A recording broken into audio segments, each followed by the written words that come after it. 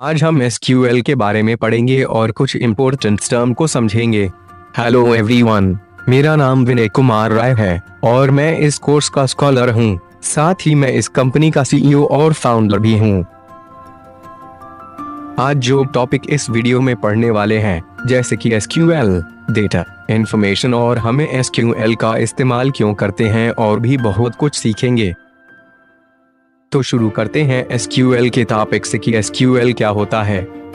SQL का full form structured query language होता है। यह एक स्टैंडर्ड कंप्यूटर लैंग्वेज है, इसलिए इसे कभी कभी स्टैंडर्डाइज्ड क्वेरी लैंग्वेज भी बोलते हैं।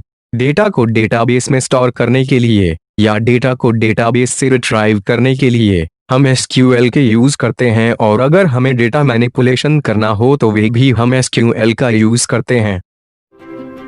अब हम डेटाबेस के बारे में पढ़ेंगे। दोस्तों, डेटाबेस डेटा और इंफॉर्मेशन का एक कलेक्शन होता है। डेटाबेस कुछ भी हो सकता है, चाहे वह आपकी पर्सनल इंफॉर्मेशन हो या आपके फोन में पड़ी हुई कॉन्टैक्ट लिस्ट हो। तो अब हम पढ़ेंगे कि डेटा क्या होता है।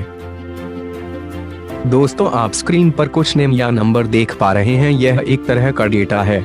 सब स्क्रीन पर देख पा रहे हैं विनय इंडिया 64.3 70 करके कुछ वैल्यू दी हुई है। यह सब एक तरह का डेटा है। अब हम डेटा की डेफिनेशन को देखेंगे।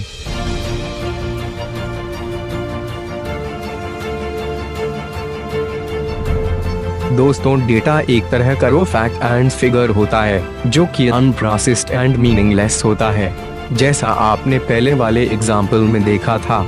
अब हम बात करेंगे इंफॉर्मेशन की। दोस्तों, इंफॉर्मेशन डेटा का अपोजिट होता है। एक मीनिंगफुल डेटा होता है।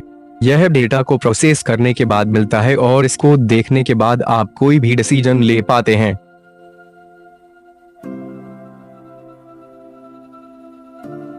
अगर हम पहले वाले डेटा के एग्जाम्पल को इंफॉर्मेशन में कन्वर्ट करें तो आप इजीली उसको समझ पाएंगे और इजीली आप कोई भी डिसीजन ले पाएंगे। जैसे कि आप स्क्रीन पर देख पा रहे हैं, पर्सन का नेम विनय है और उसका डेट ऑफ बर्थ 1/1/2000 है और उसकी मार्क्स 93.3 है और उसका वेट 70 kg है। अब हम इस वीडियो के लास्ट टॉपिक को देखते हैं कि हम एसक्यूएल का यूज क्यों करते हैं। दोस्तों, हम एसक्यूएल का यूज इसलिए करते हैं क्योंकि यह यूजर को अलाउ करता है डेटा को एक्सेस करने के लिए या डेटा को डिफाइन करने के लिए, और साथ ही साथ आप एसक्यूएल का यूज करके डेटाबेस क्रिएट कर सकते हैं या उसे डिलीट कर सकते हैं। चाहे तो आप डेटा मैनिपुलेट भी कर सकते हैं और आप परमिशन भी सेट कर सकते हैं कि कौन से यूजर डेटा एक्सेस कर सकता है या नहीं। आप तो किसी भी तरह का डाउट हो या प्रॉब्लम हो तो आप कमेंट कर सकते हैं। चाहे तो आप मुझे इंस्टाग्राम पर फॉलो कर सकते हैं।